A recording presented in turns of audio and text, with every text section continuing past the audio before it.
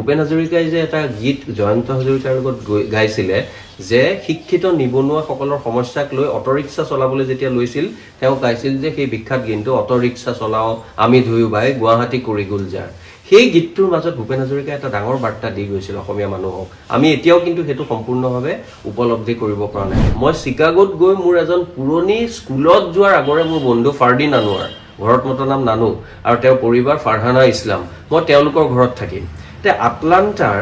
তাত উপস্থিত থকা ভাৰতৰ অন্যান্য ঠাইৰ অধিকাংশ মুছলমান বা ইছলাম ধৰ্মাৱলম্বী মানুহে অসমৰ এইবোৰ সম্প্ৰীতিৰ কথা ঐক্যৰ কথা সমন্বয়মুখী চিন্তাৰ কথা শুনি আচৰিত হৈছিল মই বোলো অকল আমি কোৱাই নহয় আমি সেইটো কৰোঁ অসমীয়া মুছলমান আমাৰ গৰিয়া মৰিয়া দেশী জোলা এই সকলৰ লগত খিলঞ্জীয়া অসমীয়া মানুহৰ এটা সময়লৈকেতো সাংঘাতিক ভাল এটা সম্পৰ্ক আছিল এতিয়া কোনোবা শক্তিয়ে কেতিয়াবা সেই সম্পৰ্কটো বেয়া কৰিবলৈ চায় কিন্তু মই ভাবো অসমৰ সমন্বয়মুখী আদৰ্শ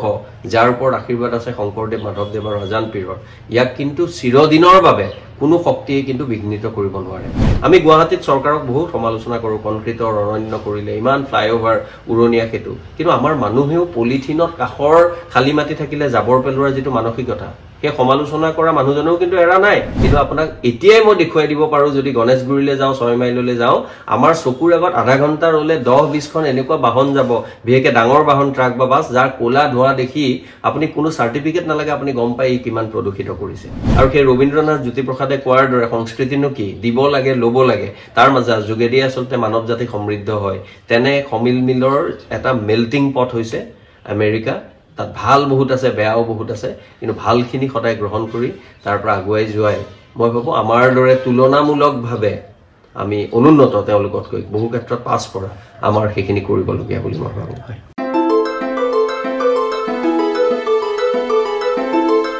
প্ৰিয় দৰ্শক নমস্কাৰ আমাৰ সৈতে উপস্থিত আছে বিশিষ্ট লেখক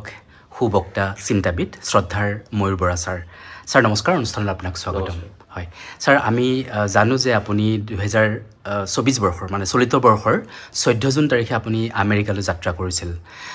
কেইটামান বক্তৃতা অনুষ্ঠানৰ বাবে আপোনাক আমন্ত্ৰণ কৰা হৈছিল আৰু সেই আমন্ত্ৰণ মৰ্মে আপুনি আমেৰিকাত উপস্থিত হৈছিলগৈ আৰু আপুনি উভতি আহিছিল 28 জুলাই তাৰিখে হয় গতিকে ছাৰ প্ৰায় 1.5 মাহ কাল আপুনি আমেৰিকাত কটাইছিলে গতিকে আমি প্ৰথমেই জানিব খুজিম যে তাত আপোনাৰ সেই বক্তৃতা অনুষ্ঠান কেইটাত ভাগ লৈ কেনেকুৱা লাগিলে সেই পৰিৱেশটো কেনেকুৱা লাগিলে আপোনাৰ অশোক বক্তৃতাত ভাগ লৈ মই সদায় ভাল পাওঁ অসমতেই হওক বা অসমৰ বাহিৰতেই হওক নিশ্চিতভাৱে যদি বক্তৃতাটো ভালকৈ আয়োজন কৰে আৰু শ্ৰোতা মণ্ডলীয়ে যদি ভালকৈ শুনে তেতিয়াহ'লে এজন বক্তাৰ মনলৈ এটা বুজাব নোৱাৰা আনন্দ বা পুলক আহে আৰু আমেৰিকাত আচলতে সেই কথাটো আমেৰিকা বুলি নহয় তাৰ যিখিনি মানুহে মোক আমন্ত্ৰণ কৰিছিল সেইখিনি মানুহৰ যিটো আন্তৰিকতা সেইখিনি মানুহৰ যিটো নিৰ্ভেজাল অতিথি পৰায়ণতা এই গোটেইবোৰ কথাই আচলতে মোক বিমুগ্ধ কৰিছে মোক মোহিত কৰিছে মই 6টা বক্তৃতা দিছিলোঁ সেই সময়ছোৱাত প্ৰথমতে আছিলে 16 জুন তাৰিখে ছেন ফ্ৰান্সিস্কো চহৰত মায়াশ্ৰী বৰুৱা তেওঁ আয়োজন কৰিছিল আৰু মোৰ দাদা মনজিত বৰা আৰু বৌ মণিমা বৰুৱা তেওঁলোকৰ ঘৰৰে এটা ঠাইত তেওঁলোকে সেই অঞ্চলত বসবাস কৰা বিভিন্ন আমাৰ টেকনলজি সেক্টৰ আইটি সেক্টৰত কাম কৰা বিভিন্ন অসমীয়া মানুহক তালৈ আমন্ত্ৰণ কৰিছিলে আৰু নিমন্ত্ৰণ কৰিছিলে আৰু তাত গুৱাহাটী বিশ্ববিদ্যালয়ৰ প্ৰাক্তন উপাচাৰ্য ডক্টৰ হীৰালাল দুৱৰা ডাঙৰীয়া তেখেতো আহিছিল আৰু তেখেত অহাটো মোৰ বাবে আছিল এক অন্যতম প্ৰাপ্তি তেনেকৈ আনকেইটা বক্তৃতাটো নেছভিলত Assam association of North America 45তম অধিৱেশন হৈছিল এই আছাম এছ'চিয়েশ্যন অফ নৰ্থ আমেৰিকাত সাধাৰণতে তেওঁলোকে বিভিন্ন শিল্পীক নিমন্ত্ৰণ কৰে আৰু সেই শিল্পীসকলে অসমীয়া কৃষ্টি সংস্কৃতিৰ মানে গীত পৰিবেশন কৰি বা অন্যান্য কথা পৰিবেশন কৰি মানুহক আনন্দ দিয়ে এইটো এটা দীৰ্ঘদিনীয়া পৰিক্ৰমা প্ৰতি বছৰে তেওঁলোকে 4 জুলাই আমেৰিকাৰ যিটো স্বাধীনতা দিৱস তাৰ লগত সংগতি ৰাখি তাৰ ওচৰে পাজৰে যিটো উইকেণ্ড সপ্তাহৰ শেষ তেনেকুৱা সময়ত আয়োজন কৰে এইবাৰো মাজুলীৰ এতিয়া মুম্বাইত বসবাস কৰা প্ৰখ্যাত উদীয়মান কিন্তু অতি প্ৰখ্যাত আৰু ভাল গায়ক নীলোৎপল বৰাক তেওঁলোকে নিমন্ত্ৰণ কৰিছিল কিন্তু ভাষণ দিবলৈ আগতেও তেওঁলোকে বহু মানুহক নিমন্ত্ৰণ কৰা নাই ডক্টৰ মামনি ৰায়চম গোস্বামী মোক দিল্লী বিশ্ববিদ্যালয়ত তেখেতে পঢ়ুৱাইছিল মামনি বাইদেউ যোৱা বুলি মই শুনিছোঁ ডক্টৰ নগেন শইকীয়া ডাঙৰীয়া তেখেত গৈছিলে বুটকৰ হৰে কৃষ্ণ ডেকা ডাঙৰীয়া বীৰেন্দ্ৰনাথ দত্ত তেওঁলোকক আগতে নিমন্ত্ৰণ কৰিছিল গতিকে সেই 45তম অসম এছ'চিয়েশ্যন অফ নৰ্থ আমেৰিকাৰ অধিৱেশনলৈ বক্তা হিচাপে মোক আমন্ত্ৰণ কৰাৰ বাবে মই আচলতে আনন্দিত হৈছিলোঁ আৰু মোৰ সাধ্যানুসাৰী মোৰ কমেও তাত উদ্বোধনী অনুষ্ঠানৰ এটা বক্তৃতা আছিল সাহিত্য সভাৰ যিটো অনুষ্ঠান আছিল তাত এটা বক্তৃতা আছিল নামঘৰ এছ'চিয়েশ্যন অফ নৰ্থ আমেৰিকা তাৰ এটা অনুষ্ঠানতো মোৰ বক্তৃতা আছিলে আৰু এটা মোৰ লগত তেওঁলোকে মানে কথা এটা ইন্টাৰেকশন প্ৰগ্ৰাম তেওঁলোকে কৰিছিল গতিকে চাৰিটা আচলতে এটা বক্তৃতাৰ মাজতেই নেছভিল চহৰত এই চাৰিটা বক্তৃতা হৈছিল আৰু তাৰ পিছত তৃতীয়টো বক্তৃতা আছিলে বষ্টন চহৰত এই বক্তৃতাত অনিমা চৌধুৰী প্ৰখ্যাত গায়িকা তেখেতে গীত পৰিৱেশন কৰিছিল মই বক্তৃতা দিছিলোঁ যে অসমীয়া সমাজ জীৱনত মহাপুৰুষ শ্ৰীমন্ত শংকৰদেৱ আৰু মহাপুৰুষ শ্ৰী শ্ৰী মাধৱদেৱৰ অনন্য অৱদানসমূহৰ বিষয়ে আৰু আমাৰ এই কন্যা মোৰ ছোৱালী দিল্লী বিশ্ববিদ্যালয়ৰ ইন্দ্ৰপ্ৰস্থ কলেজত বৰ্তমান অধ্যয়ন কৰি থকা প্ৰাচিতা বৰাই তেওঁ তাত সত্ৰীয়া নৃত্য প্ৰদৰ্শন কৰিছিল আৰু তাৰ পিছৰ দিনা 14 জুলাইত যিটো মোৰ চতুৰ্থ বক্তৃতা আছিল নিউ জাৰ্চিৰ ব্ৰিজ ৱাটাৰ নামৰ ঠাইখনৰ এটা মন্দিৰত পাতিছিলে নামঘৰ association of North America doctor Binoy Bordoloi আমাৰ নিৰাজ বৰবৰা শ্যামদেৱ চৌধুৰী একেসকলে মিলি এটা অনুষ্ঠান কৰিছিল তাতো প্ৰাচিতাই নৃত্য প্ৰদৰ্শন কৰিছিল সত্ৰীয়া নৃত্য আৰু মই মহাপুৰুষ শ্ৰীমন্ত শংকৰদেৱৰ অনন্যতাৰ বিষয়ে কৈছিলোঁ আৰু পঞ্চমটো বক্তৃতা আটলান্টা চহৰত হৈছিল 20 জুলাই তাৰিখে আৰু এই বক্তৃতাটো আচলতে মই এফালৰ পৰা চাব গ'লে বৰ মই আনন্দিত আৰু মই সুখী কাৰণ সেই বক্তৃতানুষ্ঠানত উপস্থিত থকা 90 পৰা 95% মানুহে মোক চিনি নাপাইছিল তাত কোনো অসমীয়া মানুহ নাছিল একমাত্ৰ মই মোৰ পৰিবাৰ ৰঞ্জিতা বৰা আৰু আমাৰ ছোৱালী প্ৰাচিতা বৰা তাৰ বাহিৰে আন অসমীয়া কোনো নাই বিভিন্ন সময়ত ভাৰতৰ উত্তৰ প্ৰদেশ বিহাৰ দিল্লী উৰিষ্যা মহাৰাষ্ট্ৰৰ যিসকল কৃতিমান মেধাৱী ছাত্ৰ-ছাত্ৰীয়ে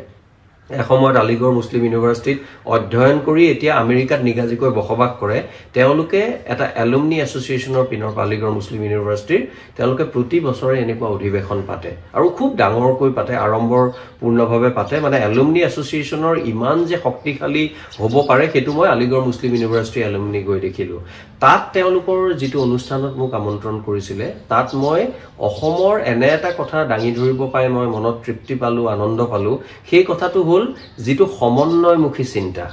যে অসমত আমি কিহৰ বাবে শংকৰদেৱ মাধৱদেৱৰ লগতে আজান পীৰৰ নাম কওঁ কিহৰ বাবে কথাশিল্পী সৈয়দ আব্দুল মালিক আছিল প্ৰথমজন অসমীয়া যি সাহস কৰিছিল মহাপুৰুষ শ্ৰীমন্ত শংকৰদেৱৰ জীৱনৰ বিষয়ে এখন উপন্যাস লিখা আমি সকলোৱে পঢ়া ধন্য নৰতনু ভাল কিহৰ বাবে ডক্টৰ মইদুল ইছলাম বৰাৰ দৰে লণ্ডন বিশ্ববিদ্যালয়ৰ পৰা PhD ডিগ্ৰী লোৱা সাহিত্য সভাৰ সভাপতি হোৱা সেই বিদ্যান আৰু সাহসী অসমীয়াজনে কেনেকৈ মোহাম্মদ আলী জিন্নাক ক'ব পাৰিছিল যে মই মুছলিম লীগত যোগদান নকৰোঁ কাৰণ মই মূলতঃ এজন বিদ্যায়তনিক জগতৰ ব্যক্তি এই কথাবোৰ আৰু মই আৰু এটা কথা কৈছিলোঁ তেওঁলোক আচৰিত হৈছিল যে এইখিনি কেৱল কোৱা কথাই নহয় এইখিনি কথা নৱকান্ত বৰুৱাৰ কথা কৈছিলোঁ আলিগড় মুছলিম ইউনিভাৰ্চিটিৰ পৰা কবি নৱকান্ত বৰুৱাই ইংৰাজী সাহিত্যত স্নাতকোত্তৰ ডিগ্ৰী লাভ কৰিছিল তেওঁৰ বৰঙণিৰ বিষয়ে কিঞ্চিতমান কৈছিলোঁ কিন্তু মই আটাইতকৈ এই কথাটো কৈ ভাল পাইছিলোঁ যে মই অকল ইয়াত মিটিংখনত কোৱা কথাই নহয় এইখিনি কথা মই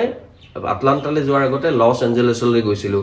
LAত মই আছিলোঁ ডক্টৰ ৰিফাত মান্নান তেওঁ আমাৰ 5 বছৰ 1988 চনত তেওঁ হাই মাদ্ৰাছা পৰীক্ষাত শিৱসাগৰৰ পৰা অসমৰ ভিতৰত প্ৰথম হৈছিল এতিয়া পৃথিৱীৰ ভিতৰতে এজন নামকৰা পেথলজিষ্ট কেঞ্চাৰৰ ক্ষেত্ৰত তেওঁ কাম কৰি আছে City of Hope hospital Los এঞ্জেলেছত সেই ৰিফাত মান্নানৰ ঘৰত মই আছিলোঁ আৰু এটা কৈছিলোঁ যে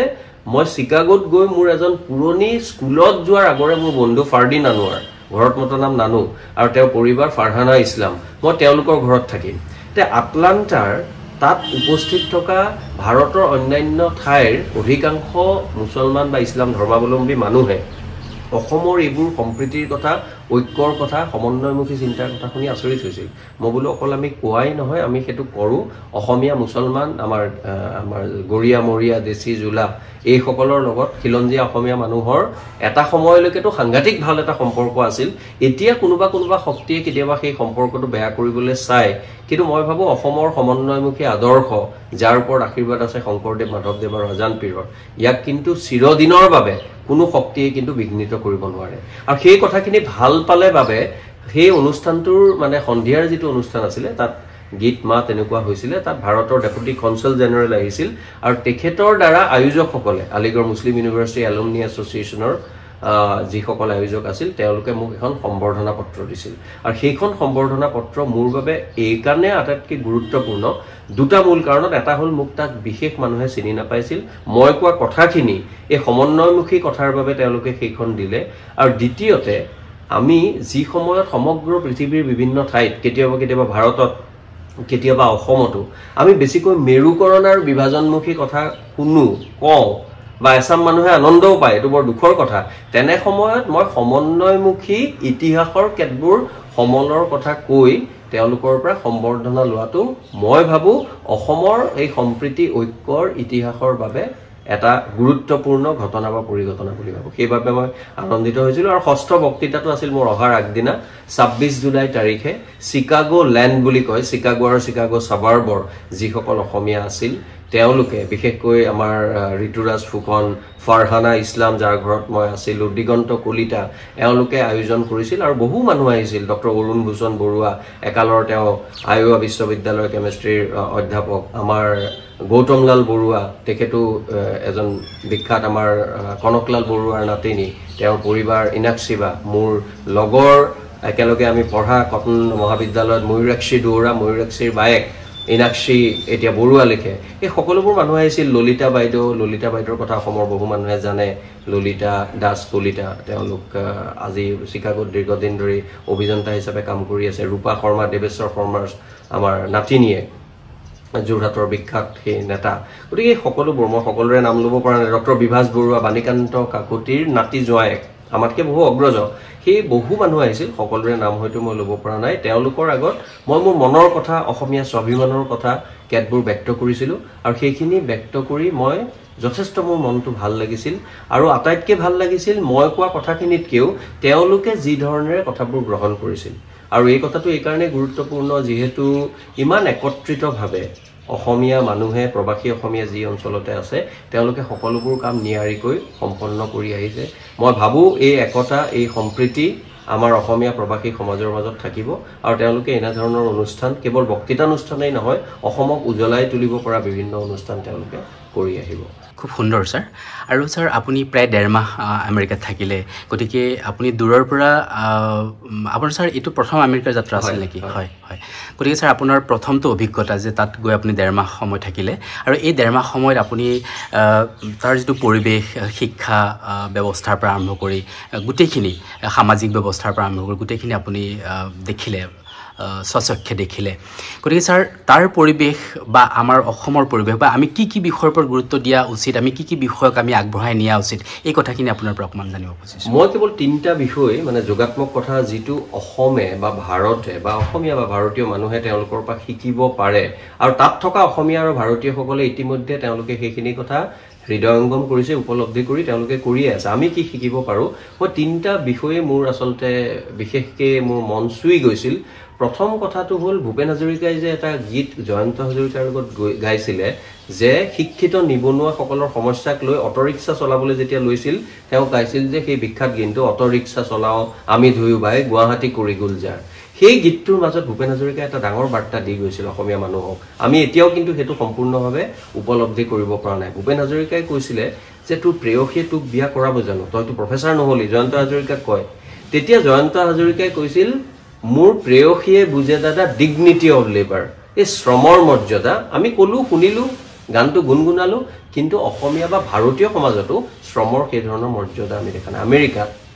এজন লাগে তেওঁ ইলেক্ট্ৰিচিয়ান হওক এজন প্লাম্বাৰ হওক এজন মিউনিচিপালিটিৰ চাফাই কৰ্মী হওক আৰু এজন পাইলট হওক ডাঙৰ অভিযন্তা হওক সকলোৱে সমান আত্মবিশ্বাসেৰে কাৰোবাৰ লগত কথা পাতিব লগা হ'লে আহিব পাতিব তেনেধৰণে তেওঁলোকে ধনৰাশিও পায় কাম যোনে বেছি কৰিব যিয়ে বেছি কৰিব তেওঁ সেই হিচাপত টকা পইচাও পাব আৰু আমেৰিকাৰ আটাইতকৈ ডাঙৰ কথা সমাজখনেও তেওঁলোকক মান্যতা দিব প্লাম্বাৰজন পাইলটজনতকৈ তলৰ নহয় এই কথাটো আমেৰিকাৰ সমাজৰ পৰা মই ভাবোঁ সমগ্ৰ পৃথিৱীৰ বাহিৰা বহু পশ্চিমীয়া দেশতো আছে মই অষ্ট্ৰেলিয়াতো দেখিছোঁ কিন্তু এইখিনি কথা শিকিব লাগে বুলি মই ভাবোঁ 1 নম্বৰ কথা 2 নম্বৰ কথা হ'ল প্ৰকৃতিক তেওঁলোকে কেনেকৈ ৰাখিছে আমেৰিকা এফালৰ পৰা চাব গ'লে আটাইতকৈ বেছি পলিউট কৰে দেশ হিচাপে সেইটোও সঁচা ভাৰতেতো কয় সাউদাৰ্ণ কাণ্ট্ৰি মানে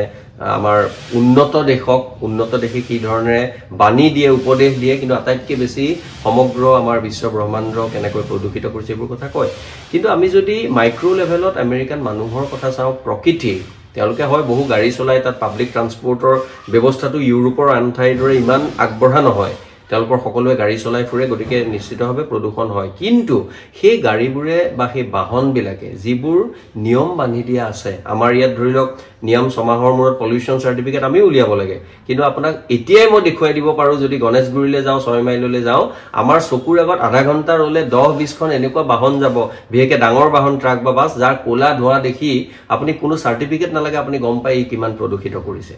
তাত তাৰমানে আমি এটা কৰোঁ চাৰ্টিফিকেট লওঁ আৰু কামবোৰ কৰোঁতে আমাৰ ইফাল সিফাল খেলি মেলি হয় তাত কিন্তু মই দেখিলোঁ যে প্ৰকৃতিক তেওঁলোকে ৰক্ষণাবেক্ষণ দি ৰাখিছে প্ৰকৃতিৰ কাৰণে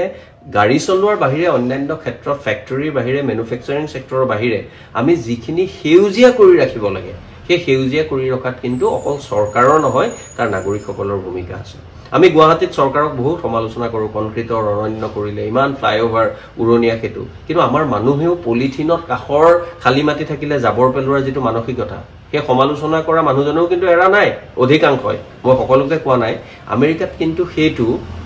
মই দেখিলোঁ যে ভয়ৰ কাৰণেই হওক আৰু ভয়ৰ পৰা কেতিয়াবা বিবেকো জাগৃত হয় মানুহে এতিয়া তেওঁলোকৰ এইটো এটা অভ্যাসত পৰিণত হৈছে তেওঁলোকে লেতেৰা পেতেৰা নকৰে আৰু প্ৰকৃতিখন সুন্দৰ কৰি ৰাখে এই কথাটো শিকিব লাগে এইবাবে কাৰণ এইখন ঠাইতে 550 বছৰ আগতে মহাপুৰুষ শ্ৰীমন্ত শংকৰদেৱে এটা কথা কৈছিল যে এক বৃক্ষ 10 পুত্ৰ সম আমি সেই কথাটো উপলব্ধি একেবাৰে কৰিব নাই পৰা ভূপেন হাজৰিকাই কোৱা ডিগনিটি অফ লেবাৰ যিটো মই প্ৰথমটো প্ৰশ্ন বা প্ৰথম দিশটোৰ কথা কওঁতে ক'লোঁ সেইটো আমি কৰিব পৰা নাই আৰু তৃতীয় মোৰ ভাল লগা কথাটো আছিল তেওঁলোকৰ লগত তেওঁলোকৰ তাত দেখা এই যিটো আন্তৰিকতা অতিথি পৰায়ণতাৰ কথা মই অথনিও কৈছিলোঁ তাৰ মানুহৰ মনত তেওঁলোকে কিন্তু আমেৰিকাখন যন্ত্ৰচালিত বহু ক্ষেত্ৰত কিন্তু তেওঁলোকৰ মনৰ মাজৰ সেই কথাবোৰ কিন্তু এতিয়াও হেৰুৱাই পেলোৱা নাই তেওঁলোকে ৰাখিছে মই তাৰ বাবে কোৱা নাই যে অসমত থকা অসমীয়া বা ভাৰতীয় মানুহৰ আন্তৰিকতা নাই নিশ্চিতভাৱে আছে কিন্তু তাৰ মানুহৰো কিন্তু আমাৰ লগত প্ৰতিযোগিতা কৰিব পৰাতকৈ বা আমাক হৰুৱাব পৰাকৈ তেনেকুৱা ধৰণৰ এটা মানসিকতা তেওঁলোকে জীয়াই ৰাখিব পাৰিছে আৰু শেষৰটো কথা হ'ল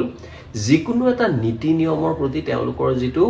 একেবাৰে স্বতঃস্ফূৰ্ত সন্মানৰ ভাৱ এইটো কিন্তু বৰ ডাঙৰ কথা মানে ৰাতি 12 বজাত 1 বজাত আহিছে ষ্টপ চাইনটো লিখা আছে তাতো ৰ'ব লাগে তাত মই ৰঙা লাইটৰ কথা কোৱা নাই চাইন এটা থাকে তাত তেতিয়া 10 ছেকেণ্ড মানৰ কাৰণে ৰ'ব লাগে ৰৈ পেলাই চাব লাগে দুইটা দিশত কিবা গাড়ী আহিছে নেকি যদি নাই আহা আপুনি যাব পাৰে ৰাতি 12টা বজাতো 1টা বজাতো মই মোৰ ভাৰতীয় বন্ধু অনা অসমীয়া আৰু অসমীয়া বন্ধুৰ লগত যাওঁতেও দেখিলোঁ পুৰুষেই হওক মহিলাই হওক সৰুৱেই হওক ডাঙৰেই হওক সকলোৱে নিয়মটো মানি চলিছে আৰু কেৱল ভাৰতীয় কিজনে নহয় শ্বেতাংগই হওক কৃষ্ণাংগই হওক তাৰ স্থানীয় অসমীয়া মানে আমেৰিকানেই হওক সকলোৱে নিয়মটো মানি চলে তাৰ মাজত এজন দুজন নিয়ম ভঙা মানুহ লাছ ভেগাছত তাতো দেখিছোঁ চিকাগোত শেষৰ দিনা তাতো দেখিছোঁ আমাৰ নিচিনাকৈ বাইক চলাই যোৱা কিন্তু সংখ্যাত আমি ইয়াত যিমানবোৰ মানে উদ্ভণ্ডালী ৰাস্তাত দেখোঁ সেইখিনি কিন্তু তাত বহু কম গতিকে সেই যিটো সন্মান ৰুলৰ প্ৰতি নীতি নিয়মৰ প্ৰতি সেই কথাটো আমি তাৰ পৰা শিকিবলগীয়া আছে বুলি ভাবোঁ একে সময়তে মই আজি বেলেগ ব্যাখ্যালৈ নাযাওঁ এই কথাটো সঁচা আমাৰ পৰা হয়তো তেওঁলোকৰ বহুত কিন্তু শিকিবলগীয়া আছে ভাৰতীয় সভ্যতা সংস্কৃতিৰ মাজতো এনে কেতবোৰ দিশ আছে যিবোৰ তেওঁলোকে কিছু পৰিমাণে এতিয়া এটা মাত্ৰ মই উদাহৰণ দিওঁ শিকিছে যে এটা সময় আছিল মই এইটো ভাল বুলি কোৱা নাই কাৰণ এইটো এটা মানুহৰ নৰ্ম বা ভেলুৰ ওপৰত কথা যে ভাৰতত ল'ৰা ছোৱালীয়ে মাক দেউতাকক চাই ভাৰতত ল'ৰা ছোৱালী বিয়া নোহোৱালৈকে বিয়া হোৱাৰ পিছতো মাক দেউতাকৰ লগত থাকে আমেৰিকাত সাধাৰণতে এটা সময়লৈকে যিসকল স্থানীয় শ্বেতাংগ বা কৃষ্ণাংগ আমেৰিকান তেওঁলোকৰ ল'ৰা ছোৱালী ক্লাছ 12 পঢ়াৰ পিছত দ্বাদশ শ্ৰেণীৰ পিছত সাধাৰণতে বেলেগকে যায় বেলেগকে থাকে কোনোবাই মাক দেউতাকৰ ঘৰত থাকিলেও মাক দেউতাকক তাৰ কাৰণে ভাড়া দিয়ে আৰু সেইটোৱে তাত আচলতে এটা গ্ৰহণযোগ্য কথা আমাৰ ইয়াততো আচৰিত কথা মাক দেউতাকৰ মানে ল'ৰা ছোৱালীৰ পৰা ভাড়া লৈ মাক দেউতাক চলা কথাটো কিন্তু এতিয়া আমেৰিকান মানে ভাৰতীয়সকলৰ বাবে চীনাসকলৰ বাবে অন্যান্য এছিয়ান মানুহৰ বাবে সেইখিনি মানুহৰ মাজতো তেনে কেতবোৰ কথা সোমাইছে মানে অলপ অলপ ভাৰতীয় সংস্কৃতি তাত সোমাইছে আৰু সেই ৰবীন্দ্ৰনাথ জ্যোতিপ্ৰসাদে কোৱাৰ দৰে সংস্কৃতিনো কি দিব লাগে ল'ব লাগে তাৰ মাজত যোগেদি আচলতে মানৱ জাতি সমৃদ্ধ হয় তেনে সমিল মিলৰ এটা মেল্টিং পট হৈছে আমেৰিকা তাত ভাল বহুত আছে বেয়াও বহুত আছে কিন্তু ভালখিনি সদায় গ্ৰহণ কৰি তাৰ পৰা আগুৱাই যোৱাই মই ভাবোঁ আমাৰ দৰে তুলনামূলকভাৱে আমি অনুন্নত তেওঁলোকতকৈ বহু ক্ষেত্ৰত পাছ পৰা আমাৰ সেইখিনি কৰিবলগীয়া বুলি মই ভাবোঁ খুব সুন্দৰকৈ ছাৰ গোটেই কথাখিনি ক'লে শেষৰ প্ৰশ্নটো আপোনালৈ যে ছাৰ আপুনি যিহেতু তালৈ গৈছে বা আপুনি অধ্যয়নৰ ফালৰ পৰা আপুনি অধ্যয়ন কৰি আপুনি বহু কথা তাৰ বহু তথ্য আপুনি পাইছে ছাৰ তাৰ পাঠ্যক্ৰম আমি যদি আমি প্ৰাথমিক পৰ্যায়ৰ কথা কওঁ প্ৰাথমিক মাধ্যমিক বা উচ্চতৰ এই পাঠ্যক্ৰমখিনিৰ কথা কওঁ গতিকে তাৰ পাঠ্যক্ৰমৰ আৰু আমাৰ ভাৰত বা অসমৰ পাঠ্যক্ৰমৰ আপুনি কি পাৰ্থক্য আপুনি দেখা পাইছে বা আপুনি অনুভৱ কৰিব পাৰিছে অশোক আচলতে পাঠ্যক্ৰমৰ বিষয়ে মই ইমান বিশদভাৱে তাত যাওঁতেও নিৰীক্ষণ কৰা নাই বা ইয়াতো মই ইমান গভীৰভাৱে অধ্যয়ন কৰা নাই গতিকে মোৰ উত্তৰটো হয়তো কিমান সঠিক হ'ব মই নাজানো কিন্তু এটা কথা মই শিক্ষা ব্যৱস্থাটোৰ বিষয়ে এটা কথা ক'ব পাৰোঁ যে আমেৰিকাৰ যিটো শিক্ষা ব্যৱস্থা আমেৰিকাৰ বিশেষকৈ যিটো উচ্চ শিক্ষাৰ ব্যৱস্থা তাত যি ধৰণৰ কথা বতৰা শিকোৱা হয় সেই কথাটো অন্যান্য পৃথিৱীৰ দেশতকৈ